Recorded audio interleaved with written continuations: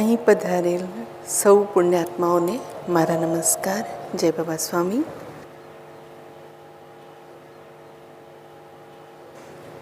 આંતરરાષ્ટ્રીય મહિલા દિવસની આપ સૌને ખૂબ ખૂબ શુભકામનાઓ.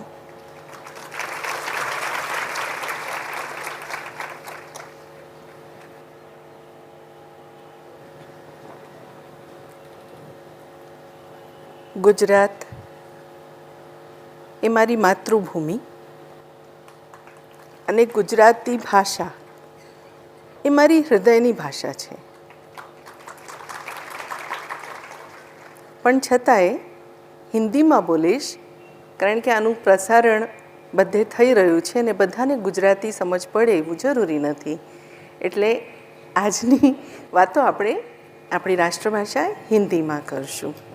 મને ગુજરાતીમાં બોલવાનું ખૂબ ગમે છે, પણ આ વખતે આપણે સૌનો વિચાર કરીને ચાલવું પડશે. એટલે આજની વાત આપણે હિન્દીમાં કરીએ. आज के कार्यक्रम की शुरुआत हम एक छोटी सी कहानी से कर रहे हैं, एक प्रेरक प्रसंग से कर रहे हैं. ये प्रेरक प्रसंग अमेरिका का है और 19वीं सदी के शुरुआत के समय का है. 19वीं सदी के प्रारंभ का समय था और व्यापार व्यवसाय ये थोड़ा धीरे धीरे करके विकसित होता जा रहा था. उस समय भी आज के समय की तरह ही भेद था, यानी उच्च धनिक वर्ग था, मध्यम वर्ग था, निम्न वर्ग था, हर तरह के लोग हुआ करते थे. उस समय भी सारे विश्व में इसी तरह की स्थितियाँ थी. आज हम आधुनिक हो गए हैं, समय बदलता है.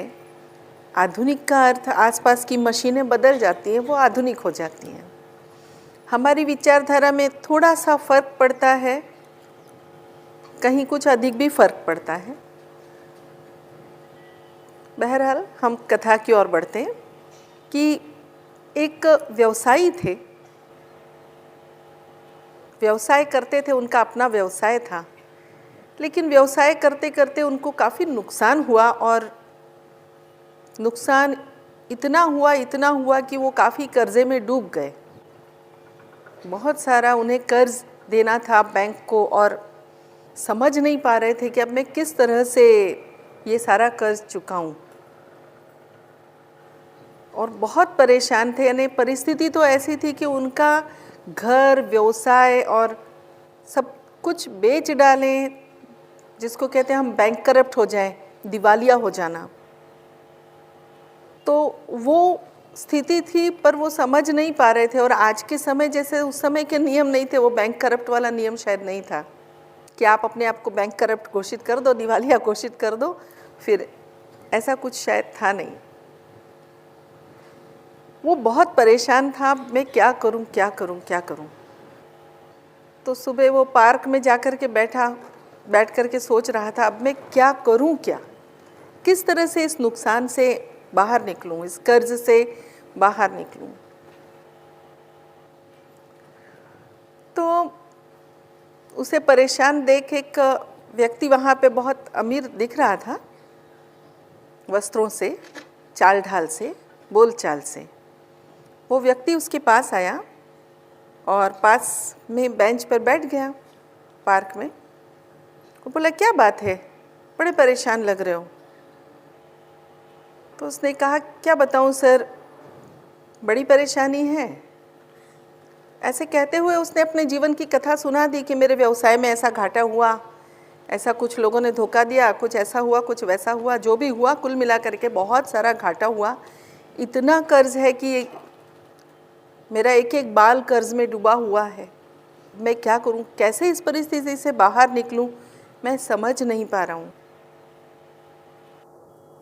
तो उन्होंने अपने जेब से एक चेकबुक निकाली. चेकबुक निकाल करके उन्होंने कहा, देखो वैसे तो मैं तुम्हें जानता नहीं हूँ, लेकिन तुम जो बोल रहे हो वो सत्य प्रतीत होता है. मुझे दिल से लग रहा है कि तुम सच बोलते हो। तो मैं एक काम करता हूँ, मैं तुम्हें 10 लाख डॉलर का एक चेक दे देता हूँ। तुम अपने सारे कर्जे चुका लो और 1 साल के बाद में तुम मुझे इसी पार्क में मिलना और तुम मुझे ये पैसे लौटा देना। उस व्यक्ति को आश्चर्य हुआ कि ये कौन है। उन्होंने कहा, सर क्या मैं आपका नाम जान सकता हूँ? तो उसने कहा, हाँ, मैं जॉन डी रॉकफेलर हूँ। तो जॉन डी रॉकफेलर उस समय के काफ़ी धनिक व्यक्तियों में से एक थे। उसे इतना आश्चर्य हुआ, अरे बाप रे, इतना धनिक व्यक्ति मेरे पास में बैठा। उन्होंने तो उसने चेक फाड़ करके दे दिया। तो उसकी आंखों में, युवक की आंखों में आंसू आ गए। उसने कहा, धन्यवाद सर, मैं 1 वर्ष के बाद आपको यहीं मिलता हूँ, इसी पार्क में, इसी समय। और फिर वो चेक लेकर के घर गया, सामने चेक रखा, बहुत देर तक सोचता रहा, मैं ये सत्य है या मैं कल्पना कर रहा हूँ। विश्वास ही नहीं हो रहा था कि उसके सारे कर्जे चुक जाएंगे, सब कुछ हो जाएगा। फिर एक क्षण उसको ऐसा विचार आया कि अरे,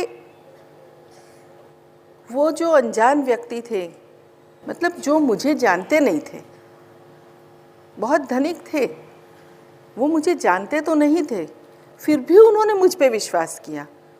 उन्हें ये विश्वास हुआ कि मैं 1 वर्ष के भीतर ये पैसे कमाकर उन्हें लौटा सकता हूँ। तो फिर मैं स्वयं पे विश्वास क्यों नहीं कर रहा हूँ?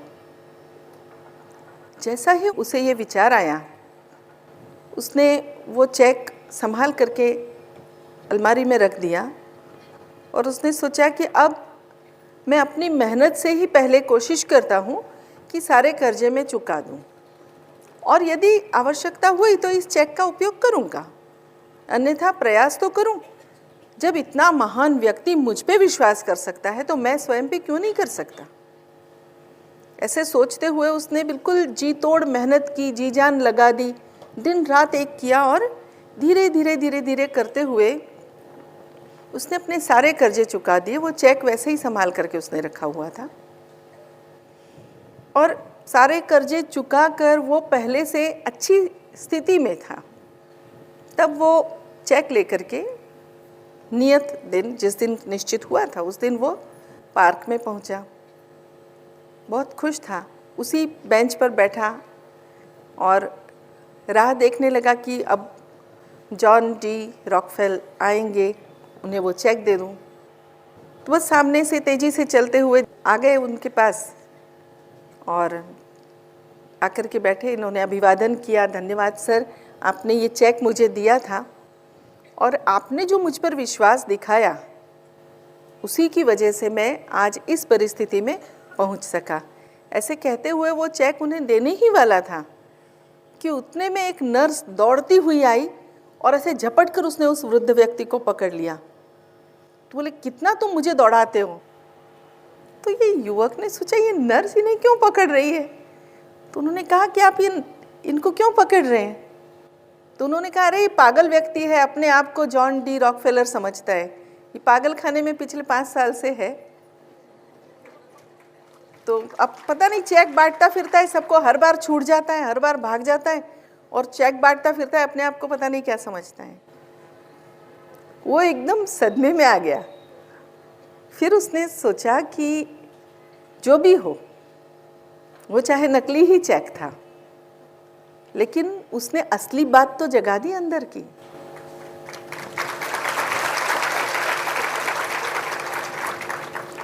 तो कहने का अर्थ कि हम सभी में वो असली बात है, क्योंकि ईश्वर का वो असली प्रसाद, आत्मा के स्वरूप में ईश्वर का ही एक अंश हम सभी के भीतर है। तो जो कार्य ईश्वर कर सकता है वो सारे कार्य हम सब कर सकते हैं, हम सभी कर सकते हैं वो सारे कार्य जो ईश्वर कर सकता है। ईश्वर क्या है? हम ही लोग सामूहिकता में हैं, सब मिलकर ईश्वर ही हैं। जो सकारात्मक कार्य करते हैं वो सब ईश्वर ही है। जब हम कहते हैं ना, वो लाख आँख से देख रहा है, तुझे देखने वाला है, वो सब लाखों आँखें भी यही हैं, और लाखों हाथों से कार्य करने वाले वो लाखों हाथ आप ही के हैं।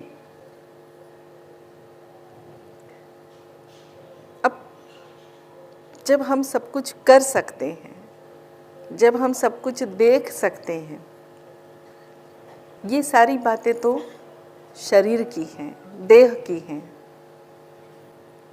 और देह, हम सब जानते हैं, देह एक साधन है, देह एक वाहन है, देह आत्मा का वाहन है। देह एक साधन है जो ईश्वर ने हमें प्रदान किया। ईश्वर ने उपहार स्वरूप हमें ये देह दी है, और इससे हम जो कुछ भी करेंगे वो हमारी ओर से उपहार होगा उस परम कृपालु ईश्वर के लिए। तो हम क्या उपहार लेकर के उस ईश्वर के पास जाएंगे? हमने तो उनके पास से उनके पास की श्रेष्ठ वस्तु मांग ली, क्योंकि स्त्री देह ये ईश्वर की श्रेष्ठ कृति है। जैसे अभी उस बच्ची ने बताया, सचमुच नवरत्नों से जड़ी हुई मूर्ति हैं स्त्रियां। सारे रत्न आपके भीतर हैं, सारे रस आपके भीतर हैं, सारी बातें, सारी सकारात्मकता, सारी रचनात्मकता आपके भीतर है। हम सभी स्त्रियों के भीतर हैं। लेकिन किस चीज़ की कमी है? किस चीज़ की कमी है? किसी चीज़ की कमी नहीं है, किसी चीज़ की कमी नहीं है। यदि कमी होती तो स्त्रियां कभी आगे ही नहीं बढ़ती, और गुरुदेव कभी उनको समान अवसर नहीं प्रदान करते। जब गुरुदेव ने इतना विश्वास किया है हम पर, तो हम अपने आप पर तो कर ही सकते हैं। अपने आप पर से मतलब अपनी आत्मा पर। देह तो आत्मा का साधन है। आत्मा को हम जितना मजबूत करेंगे उतना ये जो साधन है, इस साधन का हम सही उपयोग कर पाएंगे, सदुपयोग कर पाएंगे। विचारणीय विषय ये है कि हमने स्त्री के रूप में ही जन्म क्यों लिया। पहले भी आप लोगों के साथ इस बात को मैं शेयर कर चुकी हूँ कि जन्म लेने से पूर्व हमारे सामने तो सारे ऑप्शन खुले थे आत्मस्वरूप में कि हम क्या बने, किस रूप में जन्म लें, किस घर में जन्म लें, किस माता पिता के घर जन्म लें। सारे ऑप्शंस हमारे सबके सामने खुले थे। हमने वो स्थान चुना जहाँ से हम गुरुदेव तक पहुँच सके। हमने वो देह चुनी जिससे हम मजबूती के साथ, मजबूत इरादों के साथ अपने मार्ग पर आगे बढ़ सकें। हमने वो देह चुनी, हमने वह घर चुना जहाँ हम पूर्व कर्मों को नष्ट करने की सारी परिस्थितियाँ प्राप्त कर सकें। अच्छे कर्म, बुरे कर्म, सारे सभी कुछ आत्मा ने ही निर्धारित किया था, मांगा था, प्राप्त किया। अब प्राप्त सब हो गया, सिर्फ देह को अपना कार्य करना है और आत्मा को अपना। जो भी कार्य करते हैं, केवल दो प्रकार के कार्य हम लोग करते हैं, एक आत्मा के लिए, दूसरा देह के लिए। जो भी कार्य होता है बस ये दो चीज़ों के आसपास होता है। आत्मा के लिए जो कार्य कर रहे हैं तो वो है हमारी ध्यान धारणा, वो है हमारा संपूर्ण समर्पण, और वो है मैं का विलीनीकरण,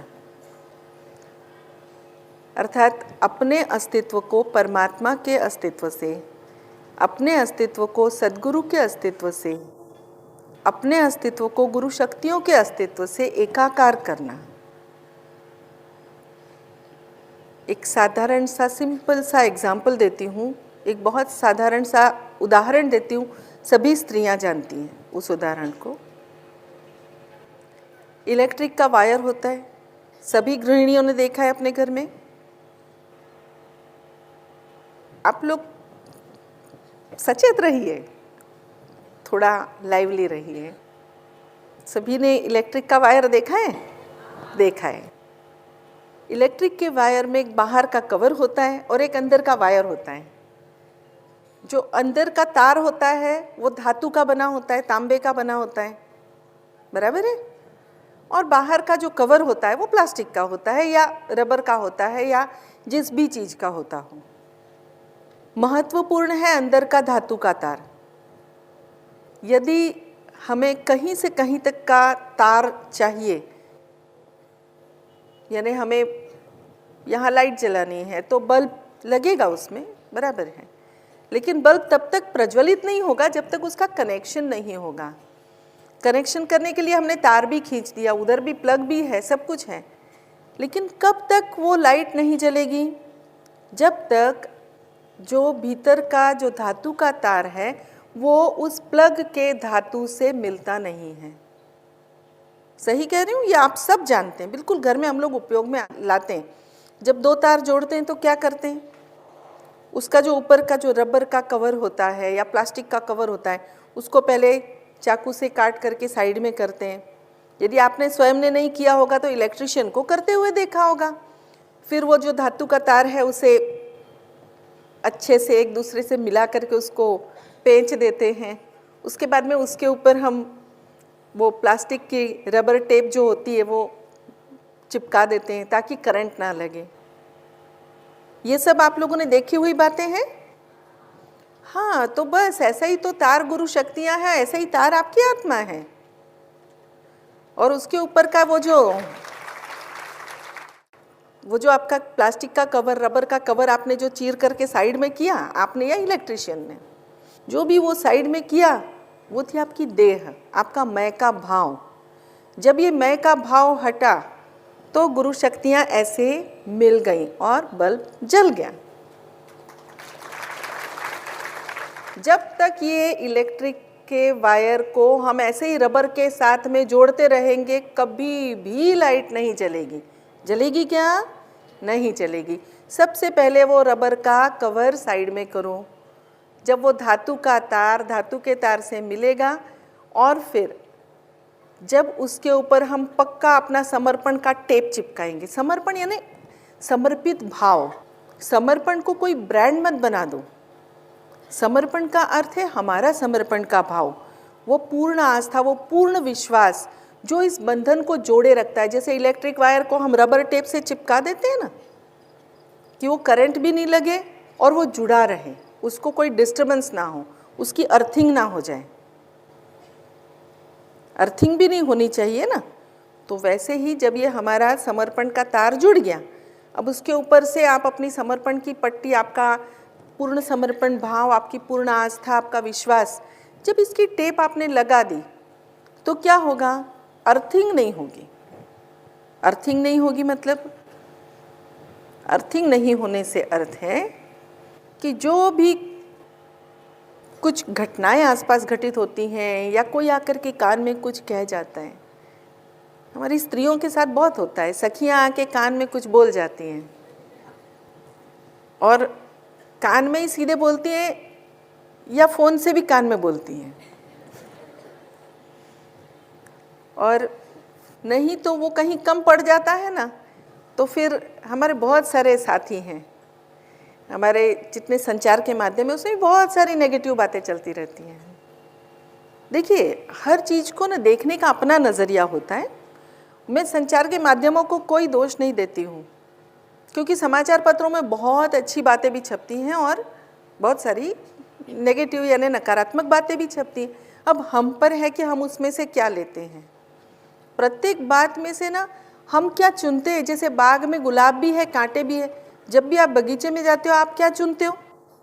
गुलाब चुनते हो। कांटे चुनते हो क्या जा कर के? नहीं।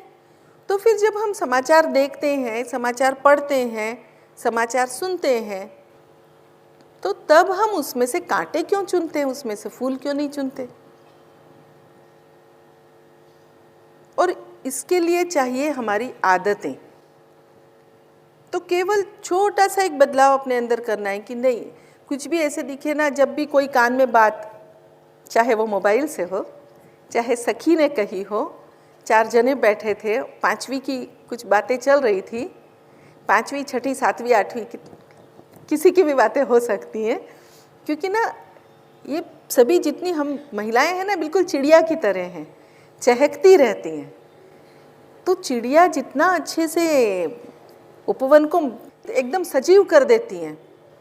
नहीं तो सोचो, एक बगीचे की कल्पना करो जिसमें केवल फूल वूल खिले हों, वृक्ष हो और एक भी चिड़िया ना हो, तो वो बगीचे वाली सही बात नहीं आएगी। चिड़िया तो चाहिए। तो स्त्रियों के बिना तो उपवन अधूरा है। चिड़ियों का चहकना भी चाहिए, लेकिन वो चहकना चहकना ही होना चाहिए। वो चहकना काव काव नहीं होना चाहिए। तो कहीं ना कहीं हमारी जहाँ गलती होती है, हम कहाँ चुनने में गलती करते हैं। किसी को दोष मत दीजिए कि फलां ने आकर के मेरी कान में ऐसे कहा था ना, इसीलिए फलां ने कुछ भी कहा, हमने क्या लिया। बहुत सारे लोग इतनी अच्छी अच्छी बातें तो हम सुनते हैं, मतलब आस पड़ोस की, या आप सदगुरु की बातें भी छोड़ दीजिए, आप मेरी भी बातें छोड़ दीजिए, आप सभी की बातें छोड़ दीजिए, आप अपनी माँ को याद कीजिए। आपके माता पिता ने आपको कितनी अच्छी अच्छी बातें कही होंगी।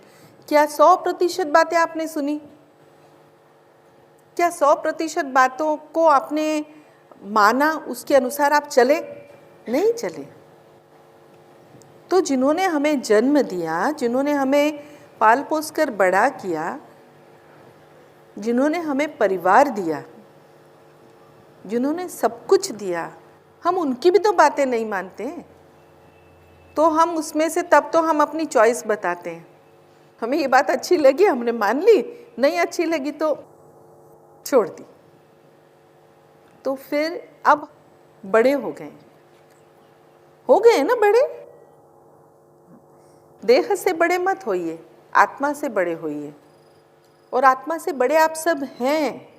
केवल इसका एहसास कराइए कि आप बड़े हैं। बड़े नहीं होते तो यहाँ पे होते भी नहीं।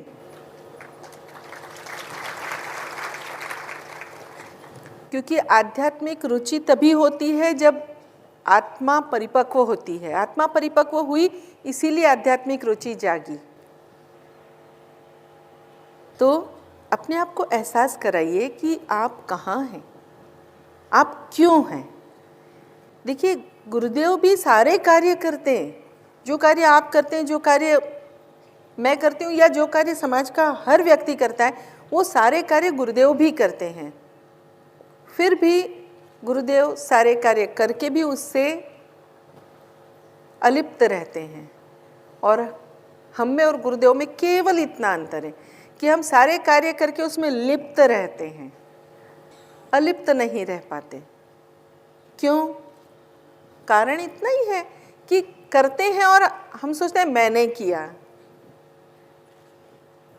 जब मैंने किया तो सारी जिम्मेदारी मेरी हो गई, मेरी नैतिक जिम्मेदारी, मेरी मौलिक जिम्मेदारी, मेरी माँ की तरह की जिम्मेदारी, मेरी बहन की तरह की जिम्मेदारी। आप लोगों के पास कोई वाहन होगा, साइकिल, स्कूटर, स्कूटी, कार, जो भी वाहन होगा, आप उसकी सर्विसिंग करते हैं, करवाते हैं। चलो, करवाने के लिए तो आप कभी कहीं भेजते होंगे सर्विस स्टेशन पे, लेकिन रोज उसको साफ तो करते हैं ना, धूल तो उसकी हटाते हैं। रोज आप उसकी केयर लेते हैं। क्यों?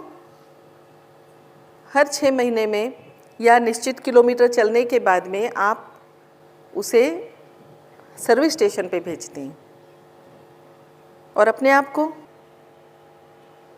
को सर्विस स्टेशन पे भेजते हैं क्योंकि मुझे ना स्त्रियों से सबसे ज़्यादा जो शिकायत है दिल से, मैं स्त्रियों से कह रही हूँ ना, तो मैं खुद की देह को भी कह रही हूँ। आप ये मत सोचो मैं आप ही को बोलती हूँ, मैं स्वयं को भी कहती हूँ कि स्त्रियों का सबसे बड़ा, और विशेष तौर पे 30-35 साल से जो बड़ी उम्र की महिलाएं हैं उनसे कहना चाहती हूँ, बचपन से भी, लेकिन 30-35 वर्ष से बड़ी महिलाओं को विशेष तौर पर, कि अपने लिए यानी आत्मा के लिए भी और अपने वाहन के लिए भी कार्य कीजिए।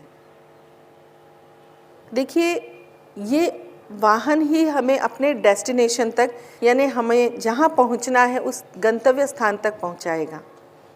तो इस वाहन की देखभाल भी जरूरी है और वाहन के मालिक की देखभाल भी जरूरी है। तो वाहन के मालिक की देखभाल के लिए आप ध्यान करेंगे सुबह शाम, यानी आत्मा के लिए। और इस वाहन के लिए क्या करेंगे? जैसे वो बच्ची ने बताया, बात बिल्कुल सही है कि ना माता, मैंने अभी तक अपने आप से जो ऑब्जर्व किया, मैंने अपनी माँ को ऑब्जर्व किया, मैंने अपनी बहनों को ऑब्जर्व किया, अपने आप को और समाज में आसपास की महिलाओं को। नौकरी करती थी इसीलिए अपने साथ की सहकर्मी महिलाओं को भी देखा। पूरा चित्त अपने बच्चों में होता है। स्त्री का यदि सबसे सुंदर स्वरूप है ना, वो माँ का है। क्यों पता है? जब मैं कई बार चर्चा करती हूँ तो अपने आसपास जो भी होता है उससे ही चर्चा होती है, तो इसी बात पे चर्चा होती है कि एक स्त्री है ना, वो शायद अपने पति के लिए अच्छा खाना बनाए ना बनाए, वो अपने माता पिता के लिए भी अच्छा खाना बनाए या ना बनाए, लेकिन एक स्त्री अपने पुत्र के लिए सब कुछ सीखती है। अपने पुत्र यानी पुत्र पुत्री, अपनी जो भी संतान है, उस संतान के लिए वो सब कुछ कर सकती है। यदि बच्चे ने कहा कि माँ मुझे ये खाना है, माँ आपके हाथ का खाना है। मैं कोई कॉन्टिनेंटल डिश खाना चाहता हूँ, माँ बना के दोगी। आप बिल्कुल भी नहीं जानती कि वो चीज़ कैसे बनती है, लेकिन मुझे पूर्ण विश्वास है कि यदि आपके संतान ने आपके सामने ये डिमांड रखी तो आप उसकी ये इच्छा अवश्य पूर्ण करेंगे। आप अपने हाथ से ही बना के खिलाएंगे और वो सीखने के लिए आप ज़मीन आसमान एक कर देंगी। आप इंटरनेट पे जाएंगी, आप किसी को पूछेंगी, सीखेंगी सारी चीज़ें जो आप जिन चीज़ों के नाम नहीं सुने होंगे, वो सारे मसाले, क्योंकि हम भारतीय हैं तो भारतीय मसालों के नाम पता होते हैं, जो बाहर के मसाले हैं शायद उन चीज़ों के नाम भी हमें नहीं पता होते, तो भी आप जाएंगी वहाँ से वो चीज़ें सारी लेकर के आएंगी और आप वो कॉन्टिनेंटल डिश बना करके, वो पदार्थ बना करके अपने संतान को अवश्य देंगी। क्यों? क्योंकि ये इच्छा आपकी संतान ने रखी आपके सामने, और ये करते समय चाहे आपको 104 डिग्री बुखार हो फिर भी आप ये करेंगे। और ये सत्य स्वरूप है स्त्री का कि वो अपनी स्थिति देखती ही नहीं है। सत्य स्वरूप है माँ का कि वो अपने शरीर को देखती ही नहीं है, वो सिर्फ देखती है तो अपने शिशु की, अपने संतान की खुशी वो जीती है, तो अपनी संतान की आँखों की खुशी को देख करके। तो ये माँ का एक सत्य स्वरूप है। लेकिन मैं भी माँ हूँ, इसीलिए मुझे आपकी भी चिंता है कि 35 वर्ष से बड़ी उम्र के सभी लोग इस वाहन का भी ध्यान रखें। और इसी के लिए हम लोगों ने आज की चर्चा के विषयों में काफ़ी कुछ हेल्थ वेल्थ सारी बातें रखी ही हैं।